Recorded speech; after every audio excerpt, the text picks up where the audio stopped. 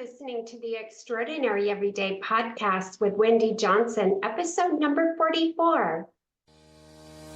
Welcome to the Extraordinary Everyday Podcast, where women come to be inspired and motivated to become the best version of themselves and elevate the quality of their everyday. Now, here's your host, certified life coach, Wendy Johnson.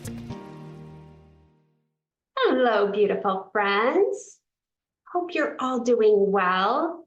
I am thrilled to be with you today. I caught a 24-hour stomach bug and had to take the last 2 days off.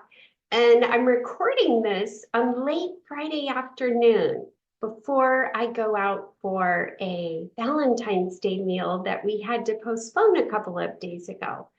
This is not normal, but I'm actually very focused and excited, and I've decided today to talk to you about focus, what it is, what causes us to lose focus, and then 5 ways to get more focus and get into the zone. Let's get started. First, what is focus? Focus is this mental state when we pay attention to one single task and we ignore all the distractions. And in today's world, the environment is loaded with distractions. And that means that when you really want to focus, you have to prioritize and you have to concentrate on one thing, and you have to ignore dozens of other things going on. And the only way we can get difficult things done and think creatively and do our work efficiently is if we focus. And when we focus, we get things done better and faster, and we avoid burnout and procrastinating. And then at the end of the day, you will feel accomplished, like you've accomplished something. I love this. It's said that Bill Gates met Warren Buffett, and someone asked them to each write down on a slip of paper what the secret is to their success. And they each wrote down focus. That was their single success word, the first one that they came up with. And that makes sense because it doesn't matter how much energy or motivation. If you aren't efficiently focused and targeted on something, you're not going to get it done. And you're at your best, your healthiest, and your most productive time all at the same time when you're focused. So let's talk about that today, how to get and stay that way. And the number one common reason you can't focus, and that is trying to multitask, where you're working on your project or your goal, whatever it is that you want to be focused on, but you're doing something else during that time. You're checking your phone, you're switching over to an email, you're checking you just thought about something and you're checking the internet for something. Maybe you're talking to a coworker or somebody who lives in your house. They've just walked by your office and they're talking to you. The brain is not wired to multitask. So when you're trying to do the one thing along with all these other things, you're actually switching between those tasks at lightning speed. And every time you switch, it's costing you.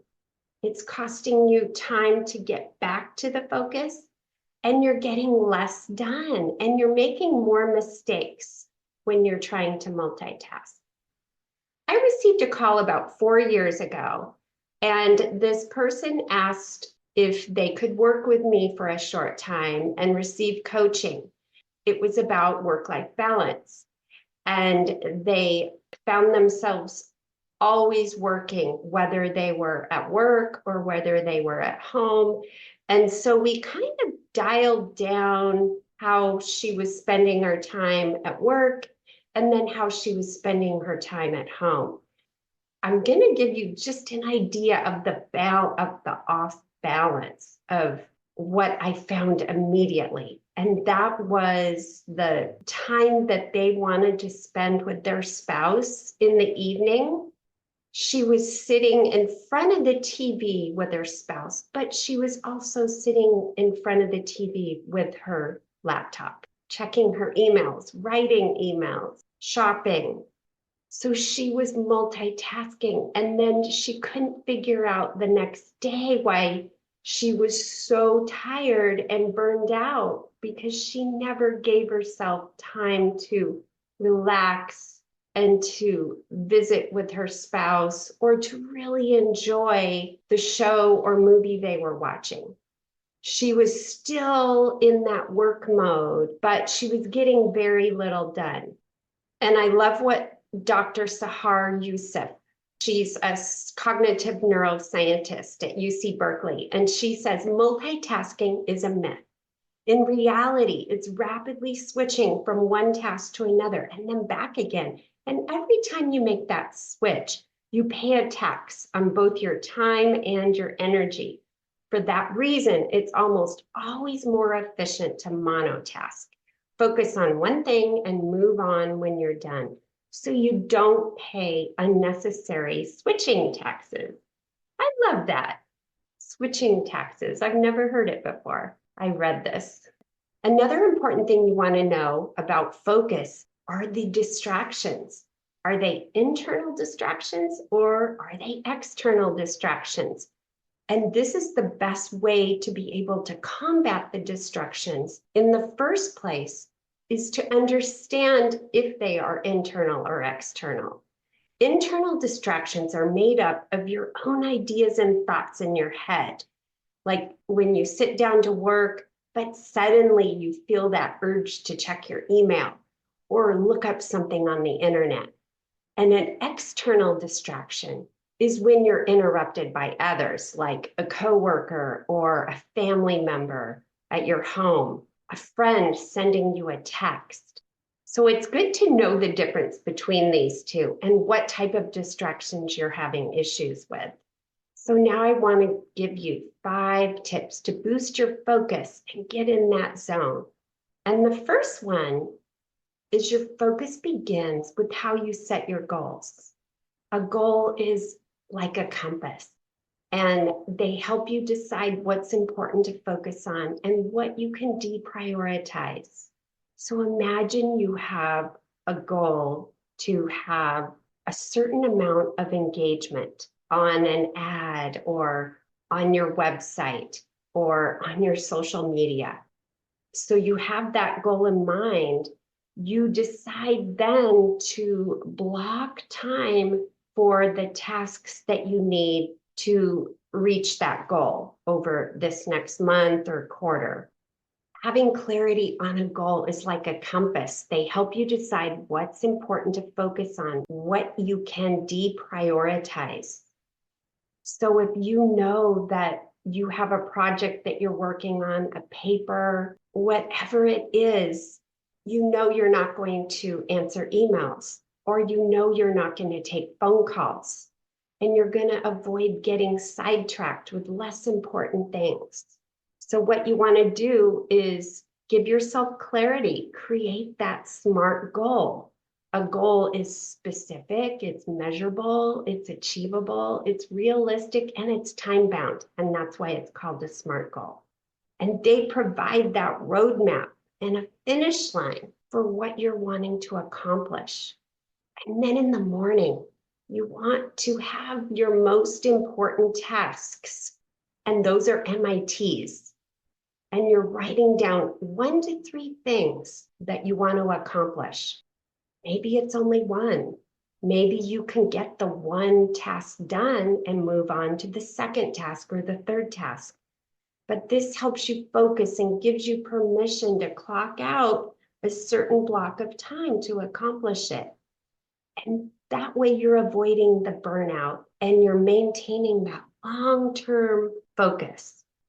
And the second way to boost your focus and get into the zone is to set up triggers. Maybe you have triggers and you don't even realize it. This cognitive brain scientist says our brains have memories when we pair a certain environment with a specific stimulus, like sitting at a clean desk and writing. Your mind has a cognitive association. It remembers and anticipates the stimulus in the future.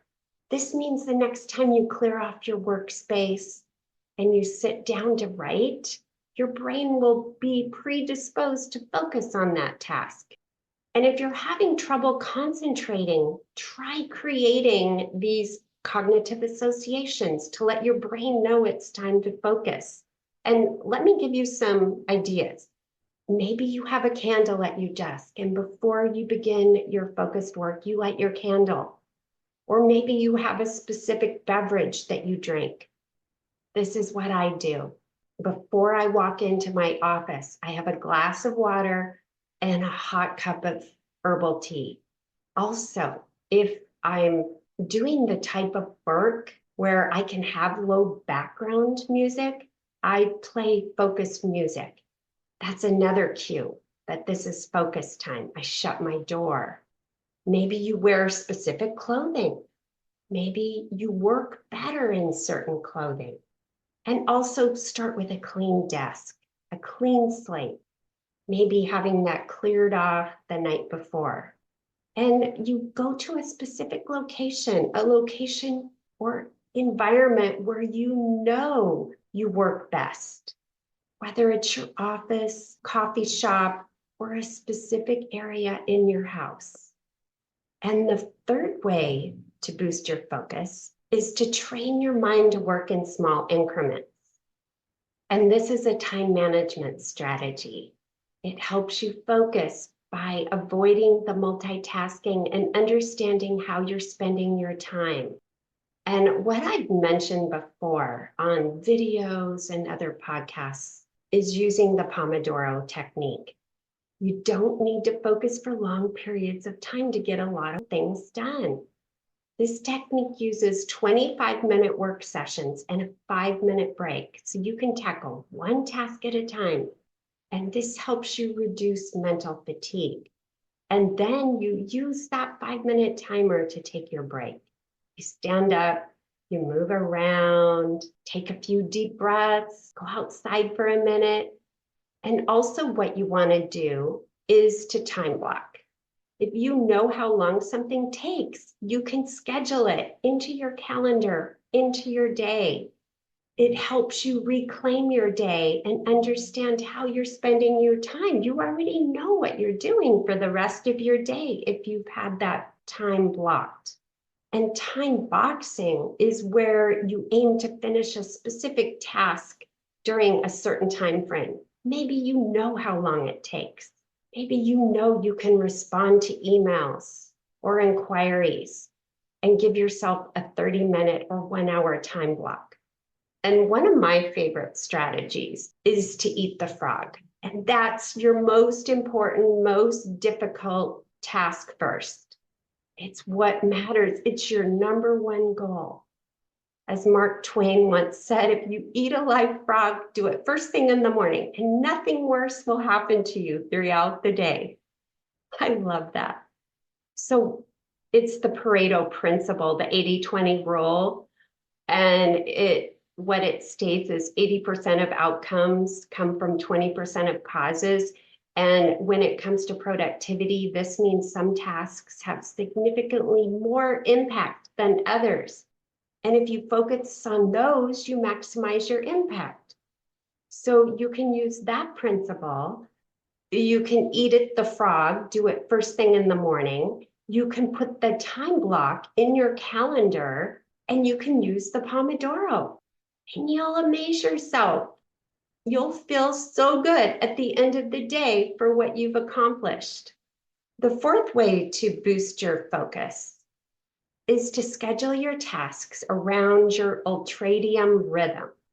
And as you already know, your focus fluctuates throughout the day and the week. And there's times when you can quickly write something or finish a project, And other times where it just feels so unnatural and challenging to be able to even sit down and get anything done. So it's best to recognize when you're likely to be at your optimum level. And we all run on this 24-hour internal clock, and that's our circadian rhythm. This dictates when we go to sleep, wake up, and experience peak levels of energy. And within that 24-hour day, we cycle through these 90-minute blocks of heightened focus and productivity. And that's known as the ultradian rhythm. And the way to understand that, maybe you already know, or maybe you have to figure it out. Are you AM focused, PM focused? Record your level of focus and enthusiasm and energy at the same times each day at hourly intervals. And you'll know from your note gathering when you're most focused and when you're most energetic, and match those tasks with that ultradian rhythm. So you'll want to do the hard thing during that time. It's those creative, strategic projects, the things that you're reaching for. And you want to do all those admin things when you have less energy and you're more prone to distraction. And the last way to boost your focus is to choose the right location. Sometimes you need to step into a different space and hit the reset button on your brain. And then it will allow you to be more productive and creative. One of the easiest ways to change your behavior is to change your environment. And if you want to improve your focus, look at working in the right location. And you can create different workspaces for different kinds of work. Let's say you work at home. Maybe you dedicate one project to your desk in your office, or maybe you dedicate a project to the table. Maybe you need to face a certain direction. Just stepping into a different space hits the reset button. And I want to say most people will not be more productive if they're sitting slouching in a living room couch where they usually watch TV, or lying on a bed where you're used to sleeping.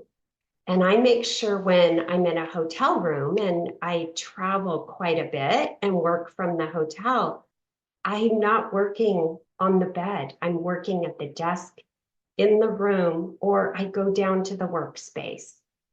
And sometimes I'm most creative when I move everything outside to a table in the shade, and I can get a lot of work done outside.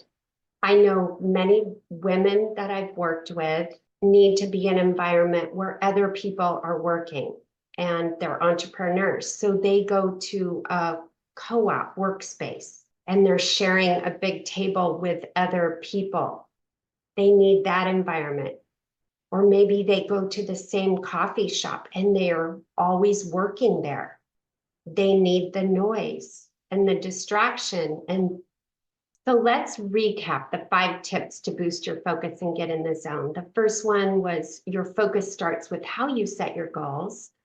The second one is setting up triggers.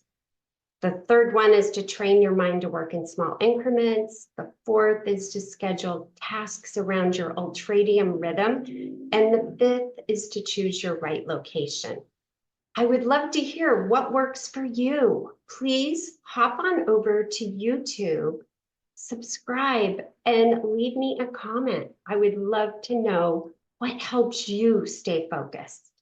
And always, I appreciate you being here. And please share with a friend if you think this can help.